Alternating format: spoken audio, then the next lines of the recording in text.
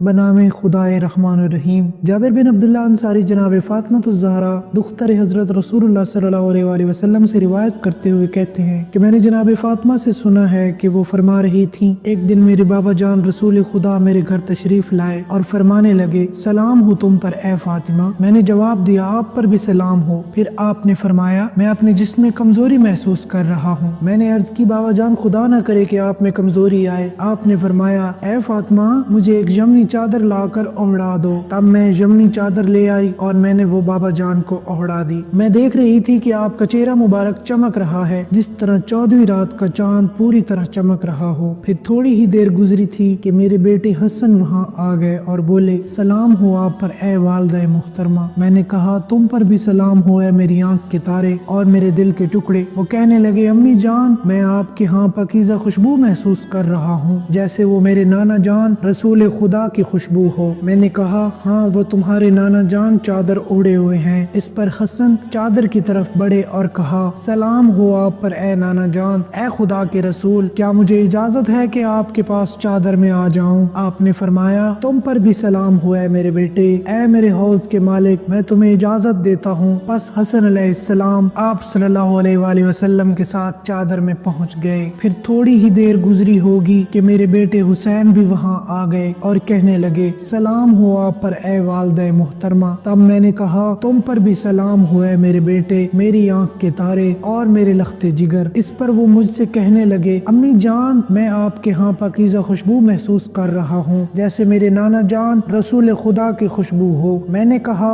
ہاں تمہارے نانا جان اور بھائی جان اس چادر میں ہیں۔ پس حسین علیہ السلام چادر کے نزدیک آئے اور بولے، سلام ہو آپ پر اے نانا جان، سلام ہو آپ پر اے خدا کے برگزیدہ نبی، کیا مجھے اجازت ہے کہ آپ دونوں کے ساتھ چادر میں داخل ہو جاؤں؟ آپ نے فرمایا، اور تم پر بھی سلام ہو اے میرے بیٹے، اے میری امت کی شفاعت کرنے والے، میں تمہیں اجازت دیتا ہوں۔ تب حسین علیہ السلام ان دونوں کے پاس چادر میں چلے گئے۔ اس کے بعد ابو الحسن علی ابن ابی طالب بھی وہاں آ گئے اور بولے، سلام ہو آپ پر اے رسول خدا کی دختر۔ میں نے کہا، آپ پر بھی سلام ہو اے ابو الحسن، اے مومنوں کے امیر۔ وہ کہنے لگے، اے فاطمہ میں آپ کے ہاں پاکیزہ خوشبو محسوس کر رہا ہوں جیسے میرے برادر میرے چچا زاد رسول خدا صلی اللہ علیہ وآلہ وسلم کی خوشبو ہو۔ میں نے جواب دیا، ہاں وہ آپ کے دونوں بیٹوں سمیت چادر کے اندر ہیں۔ پس علی علیہ السلام چادر کے قریب ہوئے اور کہا، سلام ہو آپ پر اے خدا کے رسول، کیا مجھے اجازت ہے کہ میں بھی آپ تینوں کے پاس چادر میں آ جاؤں؟ آپ نے ان سے کہا، اور تم پر بھی سلام ہو اے میرے بھائی، میرے قائم مقام، میرے جانشین اور میرے علم بردار، میں تمہیں اجازت دیتا ہوں۔ پس علی علیہ السلام بھی چادر میں پہنچ گئے۔ پھر میں ان کے نزدیک آئی اور کہا، سلام ہو آپ پر اے بابا جان، اے خدا کے رسول، کیا آپ اجازت دیتے ہیں کہ میں آپ کے پاس چادر میں آ جاؤں؟ آپ نے فرمایا، اور تم پر بھی سلام ہو میری بیٹی اور میری پارہ جگر، میں نے تمہیں اجازت دی۔ تب میں بھی چادر میں داخل ہو گئی۔ جب ہم سب چادر میں اکٹھے ہو گئے تو میرے والد گرامی رسول اللہ صلی اللہ علیہ وآلہ وسلم نے چادر کے دونوں کنارے پکڑے اور دائیں ہاتھ سے آسمان کی طرف اشارہ کر کے فرمایا، اے خدا،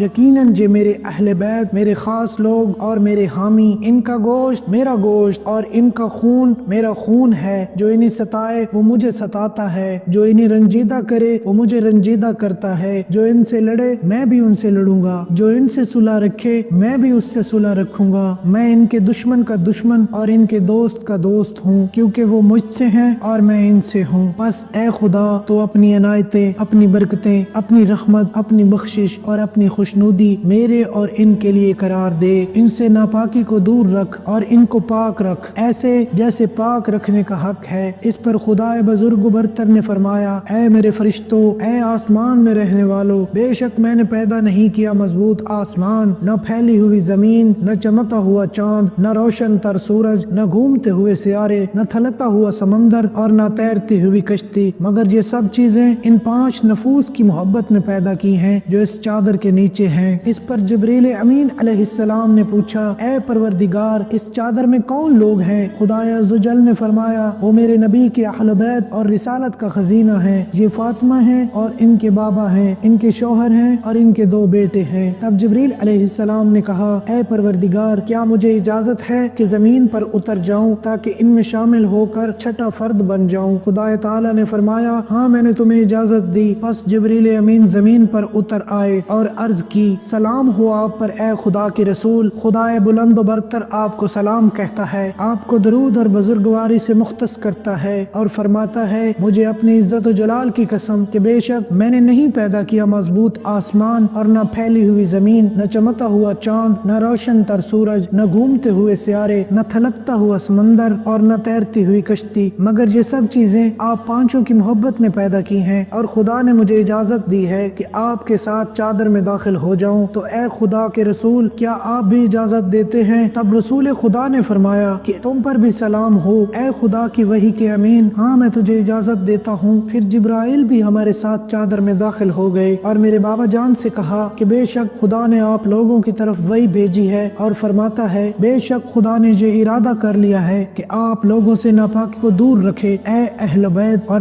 آپ کو پاک و پاکیزہ رکھے ایسا جیسے پاک رکھنے کا حق ہے۔ تب علی علیہ السلام نے میرے بابا جان سے کہا اے خدا کے رسول مجھے بتائیے کہ ہم لوگوں کا اس چادر کے اندر آ جانا خدا کے ہاں کیا فضیلت رکھتا ہے؟ تب رسول خدا صلی اللہ علیہ وآلہ وسلم نے فرمایا اس خدا کی قسم جس نے مجھے سچا نبی بنایا اور لوگوں کی نجات کی خاطر مجھے رسالت کے لیے چنا، اہل زمین کی محفلوں میں جس محفل میں ہماری یہ حدیث بیان کی جائے گی اور اس میں ہمارے شیعہ اور محبان جمع ہوں گے تو ان پر خدا کی رحمت نازل ہوگی، فرشتے ان کو ہلکے میں لے لیں گے، اور جب تک وہ محفل سے رخصت نہیں ہوں گے ان کے لیے بخشش کی دعا کریں گے۔ اس پر علی علیہ السلام بولے خدا کی قسم ہم کامیاب ہو گئے، اور رب کعبہ کی قسم ہمارے شیعہ بھی کامیاب ہوں گے۔ تب حضرت رسول صلی اللہ علیہ وآلہ وسلم نے دوبارہ فرمایا اے علی علیہ السلام اس خدا کی قسم جس نے مجھے سچا نبی بنایا اور لوگوں کی نجات کی خاطر مجھے رسالت کے لیے چنا، اہل زمین کی محفلوں میں سے جس محفل میں ہماری یہ حدیث بیان کی جائے گی اور اس میں ہمارے شیعہ اور محبان جمع ہوں گے، ان میں سے جو کوئی دکھی ہوگا خدا اس کا دکھ دور کرے گا، جو کوئی غم زدہ ہوگا خدا اس کو غم سے چھٹکارا دے گا، جو کوئی حاجت مند ہوگا خدا اس کی حاجت پوری کرے گا۔ تب علی علیہ السلام کہنے لگے با خدا